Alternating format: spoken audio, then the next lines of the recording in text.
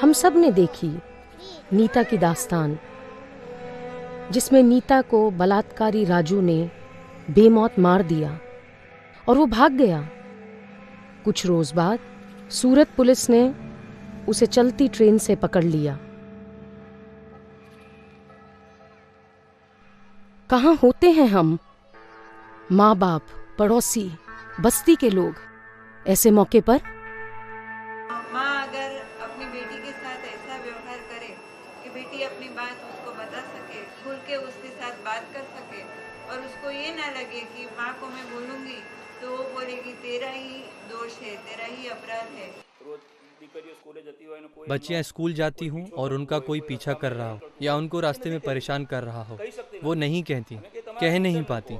हम कहते हैं कि वो अपनी टीचर से कहें, उनको न कह पाएं तो अपने माँ बाप से कहें, खुले दिल से कहो कि हमारे साथ ऐसा हो रहा है तो उससे रोका जा सके। पर जब तक गुनाह हो न जाए तब तक किसी के ध्यान में ही नहीं आता।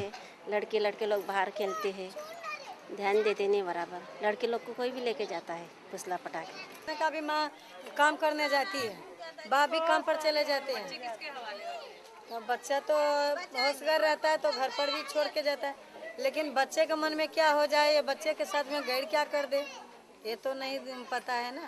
अपना बच्चा को समझाते हैं ना माँ, पिता तो हर हमेशा नहीं समझाते उतना, लेकिन माँ तो समझाते हैं ना। अगर कोई कुछ खाने के दो तो मत ले, घर में अगर कोई देता है भी बल जोबड़ी के बच्चे ले लो, तुम अपने माँ के आके दे दो, है ना, खाओ मत।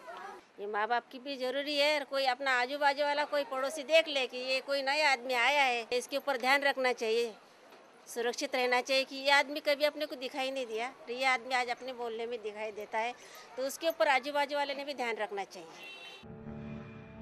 फकत एक 2 रुपए की चॉकलेट नीता के मौत का कारण बन सकती है, एक मासूम जिंदगी को रौंद सकती है। इन्हीं कारणों से शहर में 8 और बलात्कार के किस्से हुए। कहाँ थे हम सब?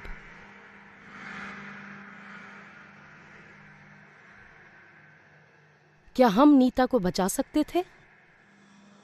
क्यों हम अपने बच्चियों के मामले में पुलिस फरियाद करने से मुकरते हैं?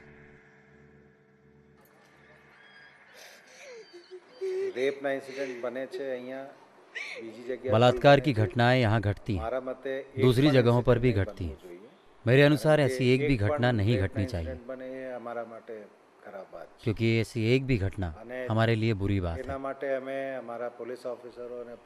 और उसके लिए हमारे पुलिस ऑफिसर और जवानों को जागृत किया गया है ताकि ऐसे किस्सों में असरदार और तुरंत कार्रवाई हो। ऐसे किस्से आखिर बनते क्यों हैं? छोटी बच्चियों पर बलात्कार की घटनाओं में तो ज्यादातर रिश्तेदार और संबंधियों की तरफ से ही होता है, खास करके पड़ोस में रहने वाले। छोटे बच्चे उन्हीं पर भरोसा करते हैं जिन्हें वो रोज मिलते हैं। कुछ माँ बाप ऐसे भी हैं जो अपनी बच्ची को स्कूल में पढ़ने नहीं भेजते। ऐसी बच्चियां बाहर घूमती हैं और आसपास में रहने वाले कुछ पुरुष उन्हें देखकर मन में विकार लाते हैं।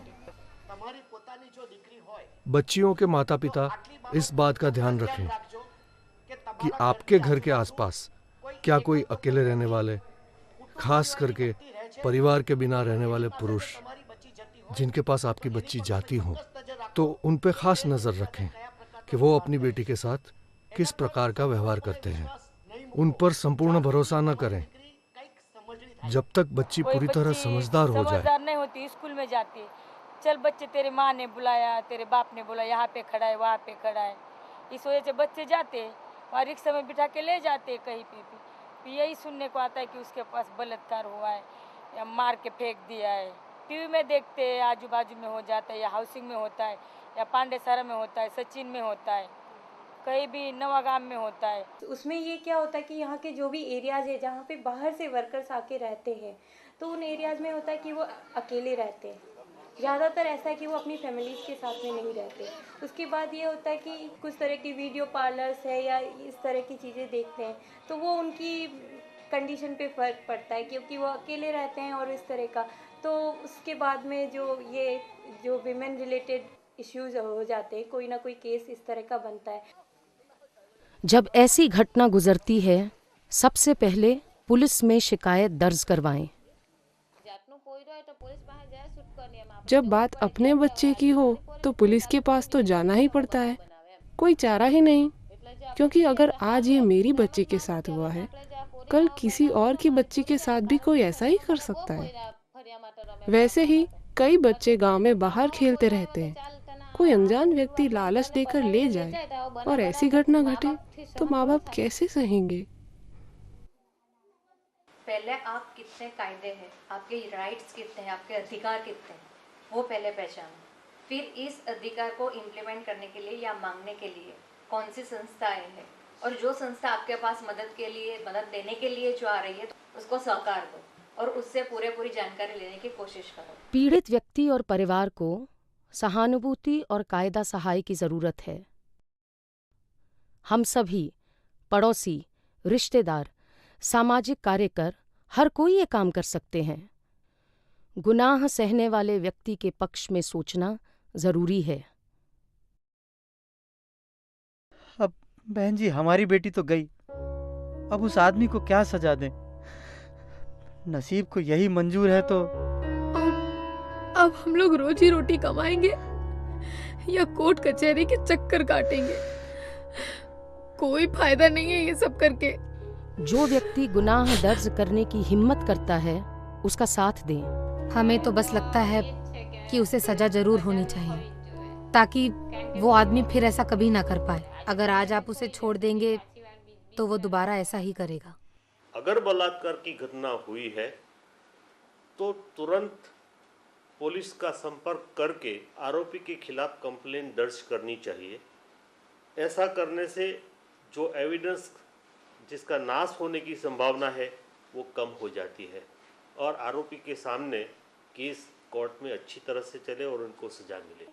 कोई भी इंसिडेंट बनता है, आपके आसपास बन रहा है, उसके बारे में पुलिस को तुरंत इन्फॉर्म करें, एफआईआर रजिस्टर करवाएं। एफआईआर की कॉपी आपका राइट है तो आप तुरंत एफआईआर की कॉपी अपने साथ में रख सकते हैं और साथ ही उसका प्रॉपर फॉलो अप भी लें कि उसके बाद में उस केस में क्या हुआ। ये आपका राइट है, इसलिए आप आके पुलिस स्टेशन से डायरेक्ट आके उनसे मांग सकते हैं कि इस केस में अब उसके बाद में आपने क्या क्या किया है। कोई घटना अपनी बच्ची के साथ होती है तभी माता पिता का फर्ज रहता है कि उसको पहले डॉक्टर के पास ले जाना चाहिए, उसकी तपास करनी चाहिए और उसकी ट्रीटमेंट भी ज़रूरी होती है। डॉक्टर के पास जाएंगे तो अपने जो गुनहगार है उसके तक पहुंच पाने की काफ़ी उम्मीदें रहेगी और वही एक चीज़ है कि आप गुनहगार को सज़ा दे पाएंगे। बलात्कार के किस्सों की जांच वैज्ञानिक तौर से होती है और सबूत ज़्यादा करके वैज्ञानिक राहों पर इकट्ठा किए जाते हैं, तो 99% किस्सों में सज़ा हो सकती है। इस राह पे हम जांच करते हैं। डीएनए एक संपूर्ण निष्कर्ष है जिसकी रिपोर्ट को केंद्र सरकार ने कोर्ट कार्यवाही में मान्य ठहराया है। हमारी रिपोर्ट के आधार पर सजा भी सुनाई गई है। जो कायदा है इतना सक्षम है कि इनको आरोपी को सजा मिल सकती है। अब जैसे कि पुलिस में आपका जो निवेदन दर्ज हुआ है तो निवेदन के मुताबिक आपको कोर्ट के अंदर जुबानी देनी है और आपका निवेदन क्या है वो देखने के लिए जो पुलिस पेपर सरकारी वकील के पास है इनसे मिलना चाहिए और केस की पूरी जांच पड़ताल कर लेनी चाहिए कि हमारा केस क्या है। जो बच्ची पर या औरत पे बलात्कार होता है, हमारे दिमाग में वो बात अच्छी तरह से समझनी चाहिए कि वो दोषी नहीं। आपके बारे में समाज क्या सोचेगा वो आप सोचना छोड़ दो, क्योंकि न्याय आपको चाहिए और जो आदमी को न्याय चाहिए वो किसी से डरता नहीं है। ऐसे कदम उठाए जाने से गुनाह के पश्चात फैली हुई दहशत को मात दी जा सकती है। याद रहे, सरदारपुरा के लोगों की सावधानी ने एक बहुत बड़ा गुनाह होने से रोक लिया। ये हम सब के लिए एक मिसाल कायम करता है।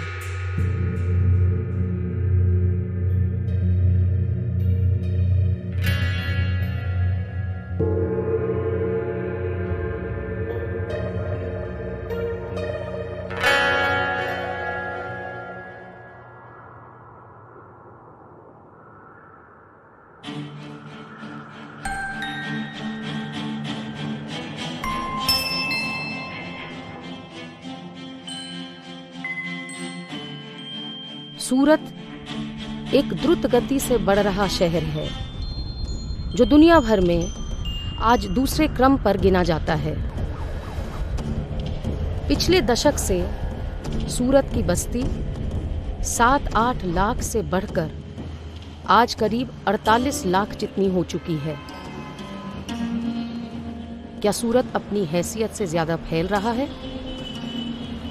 यहाँ भारत भर से मजदूर आ बसे हैं जिनकी संख्या लगभग 25 लाख की है। इसके अलावा रोज सूरत में आने जाने वाले व्यापारी और मजदूर भी हैं। मुंबई, दिल्ली और सूरत जैसे बहुत से महानगरों में स्थानिक और आने जाने वालों का नाम, पता और वतन की माहिती पाने के लिए खास व्यवस्था तंत्र बनाने की जरूरत है। चिंतित नागरिकों का मानना है कि इसमें निश्चित रूप से कुछ छोटे बड़े गुनहगार भी काम करने आते हैं। कई हंगामी कामगारों की आय कायमी कामगारों की तुलना में बहुत कम है, जो यहाँ बड़ी मुश्किल से गुजारा करते हैं। शोषित कारीगरों की बड़ी तादाद भी एक गुनाह है जिसे रोकना होगा। माली हालत में थोड़े पैसों में रहने वाले युवा परिवार के अभाव के कारण जीवन में भटक जाते हैं और बलात्कार जैसा गुनाह करते हैं। इंसानियत का अवमूल्यन होते रोकना हम सब के सामने एक बड़ी चुनौती है।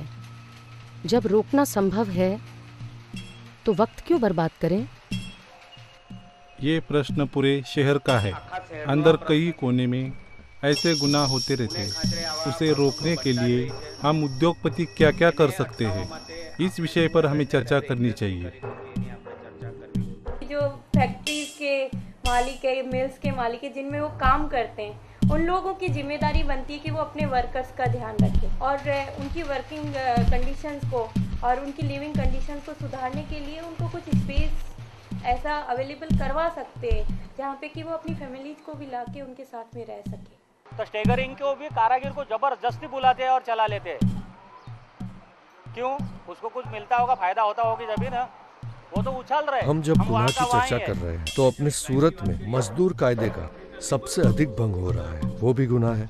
और मजदूर कायदा तोड़ने की वजह हमारे यहाँ श्रमजीवी काली मजदूरी करते हैं पर बदले में बराबर का वेतन नहीं दिया जाता। रहने के आवास खराब है। अब ये सारी जिम्मेवारी किसकी है?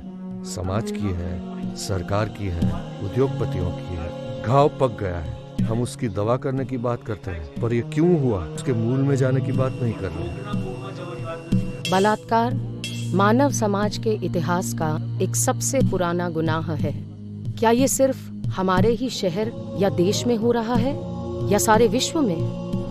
आज सही वक्त है इस गुनाह के और कायदे के कुछ अहम पहलुओं के बारे में हम अपनी सोच तैयार करें। बलात्कार विषय की व्याख्या इंडियन पीनल कोड की कलम 375 में दी गई है। इस गुनाह की सजा के लिए कलम 376 है। बलात्कार किसे कहा जाए उसे 4-5 पीटा विभागों में समझाया गया है। 1. व्यक्ति की इच्छा के खिलाफ। 2. व्यक्ति की सम्मति के विरुद्ध। 3. उसे डरा धमकाकर, फुसलाकर सम्मति प्राप्त की गई हो तब। 4.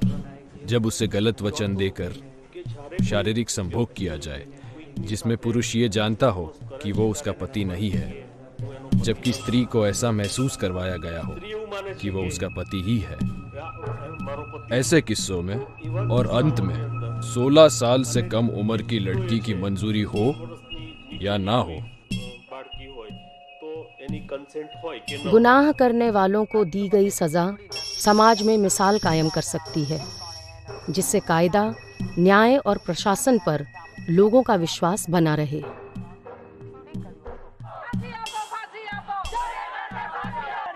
सूरत ने ऐसे ही करके दिखाया।